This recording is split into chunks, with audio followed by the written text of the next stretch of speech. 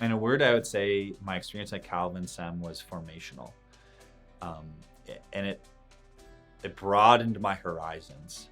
I grew up in the Christian Reformed Church, and so I had a kind of very particular view of what it meant to be the church and to what a pastor was, and what their role was. Then I went to CTS.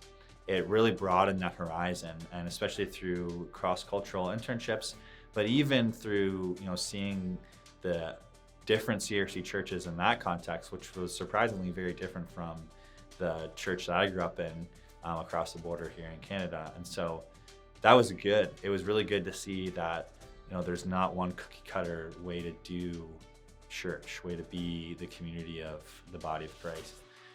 And there's not one way to pastor as well. You go to Calvin Seminary, you get to know people, and you get to see other students who are from other parts of the continent.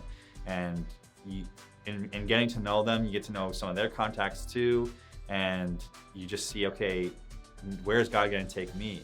And I originally thought, okay, I'm going to go back to some church around where I grew up, which is funny because that's where I did end up going. But when I was at Calvin, all of a sudden I thought, there's actually so much more potentially out there that I could do. I found that I was given the opportunity to really engage with my own relationship with God, which is so key to being in ministry. If you aren't doing that, which, like, believe it or not, I know I've heard of other pastors who have said, yeah, when I started, I wasn't really engaging in my own faith journey at all. And if you don't do that, it's like a straight, direct route to burnout.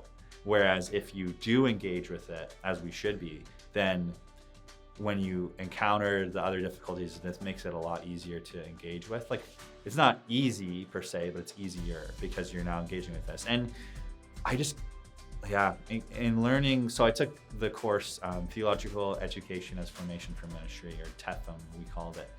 That was so key to happen early on in my education, because then I realized, I want to do spiritual direction, and I need to be reading my own Bible, and I need to be engaging in my own brokenness, and wrestling with those sort of things if I'm ever going to be able to lead other people, if I'm ever going to be able to do this thing we call ministry.